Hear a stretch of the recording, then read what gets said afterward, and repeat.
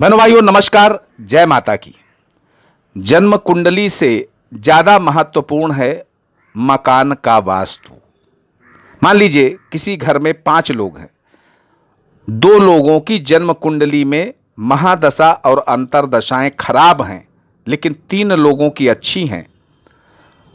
तो निष्कर्ष ये निकलता है कि उन 3 अच्छे लोगों की जो दशाएं अंतरदशाएं चल रही हैं, उनका सहारा पा करके वो बाकी जो 2 लोगों का खराब समय चल रहा है वो भी उतना खराब नहीं रहता है। लेकिन इसके विपरीत यदि मकान का वास्तु खराब है तो उस घर में रहने वाले जितने भी सदस्य हैं, छोटे बच्चे से लेकर के बड़े बुजुर्ग वयोवृद्ध तक, सब परेशान होते हैं। इसलिए वास्तु के महत्व को नकारा नहीं जा सकता है। वास्तु का महत्व होता है और ज्यादा होता है। बहनों भाइयों, आज के वीडियो में विशेष रूप से चर्चा करूंगा भवन के आसपास वृक्षों के बारे में, पौधों के बारे में। आप सभी जानते हैं कि घर में तुलसी का पौधा लगाना बहुत अच्छा होता है, शुभ होता है। ब्रह्म वैवर्त पुराण कहता है कि घर के भीतर लगाई हुई तुलसी मनुष्यों के लिए बहुत कल्याणकारी होती है, धन पुत्रादि का सुख प्रदान करने वाली होती है, पुण्य प्रदायिनी होती है और हरि भक्त को देने वाली होती है, यानी ईश्वर की कृपा को देने वाली होती है। और प्रातःकाल तुलसी का दर्शन करने से स्वर्ण दान का फल प्राप्त होता है। वहीं भविष्य पुराण कहता है कि अगर तुलसी को अपने घर से यानी अपने मकान में दक्षिण हिस्से में लगाया और घर में दक्षिण दिशा में आपने तुलसी लगाई तो आपको यम यातना भोगनी पड़ सकती है, यानी दक्षिण दिशा में तुलसी नहीं लगानी चाहिए। इसी तरह से कुछ अन्य वृक्षों के बारे में भी कहा गया।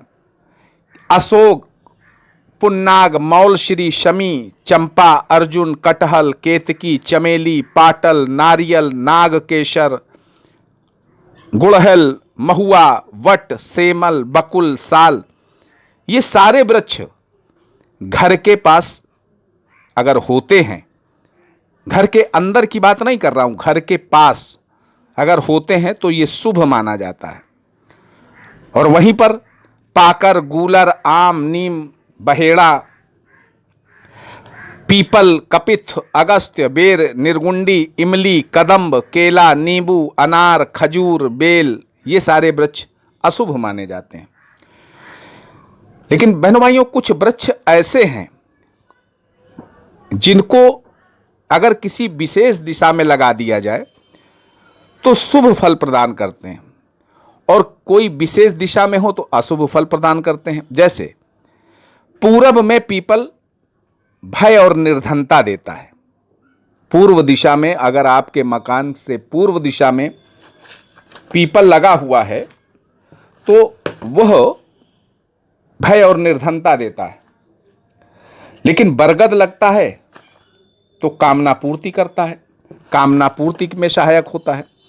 आग्नेय दिशा में यानी पूर्व और दक्षिण के कोने में बट लगा हो, यानी बरगद लगा हो, पीपल लगा हो, सेमल लगा हो, पाकर लगा हो, गूलर लगा हो तो ये पीड़ादायक होता है, मृत्युदायक होता है। वहीं अनार शुभ होता है, अनार का पौधा लगा हो तो शुभ प्रदान करता है फल। दक्षिण दिशा में पाकर का जो वृक्ष है वो पराजय देता है। आपके मकान से दक्षिण दिशा में कोई पेड़ लगा हुआ है, मकान के बाहर लगा हुआ हो, या आम लगा हो, कैथा लगा हो, निर्गुंडी लगा हो, ये धन नाश करते हैं। लेकिन दक्षिण में गूलर लगा है तो शुभ प्रदान करता है, शुभ फल देता है। नैऋत्य में यानी दक्षिण और पश्चिम के कोने में इमली का पेड़ लगा हुआ है तो बहुत शुभ होता है। वहीं दक्षिण नैऋत्य में जामुन का पेड़ लगा हो और कदम्ब का पेड़ लगा हो तो शुभ होता है। पश्चिम में बरगद होने से अशुभ फल मिलता है, किसी राजकीय मामले में फंस सकते हैं, स्त्री के लिए अहितकर होता है और कुल नाश का कारण बनता है। आम, कैथ, निर्गुंडी ये धन नाशक है, लेकिन पश्चिम में पीपल लगा हो तो शुभ फलदायक होता है। वायव्य यानी उत्तर और पश्चिम के कोने में बेल लगा हो तो शुभ फलदायक होता है। उत्तर दिशा में गूलर अगर लगा है तो नेत्र रोग और आपकी वृद्धि रोकता है, लेकिन पाकर का पौधा पेड़ शुभ फल देता है। ईशान कोण में आंवला शुभ फलदायक होता है, और ईशान का जो पूर्व हिस्सा है उसमें कटहल और आम का पेड़ भी बहुत अच्छे रिजल्ट देता है। बहनों भाइयों, घर के अंदर कांटे वाले वृक्ष लगाने से शत्रु भय होता है, दूध वाले वृक्ष लगाने से धन का नाश होता है, और फल वाले वृक्ष लगाने से संतान के लिए ठीक नहीं होता है। बृहदैवज्ञ एक ग्रंथ है, उसमें कहा गया है कि बेर, केला, अनार और नींबू जिस घर में उगते हैं उस घर में वृद्धि नहीं होती।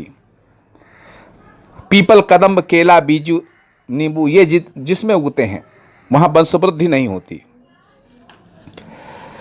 बहनों भाइयों, ये वृक्षों का हमारे वास्तु से गहरा कनेक्शन है। अब बगीचे की बात ले लें।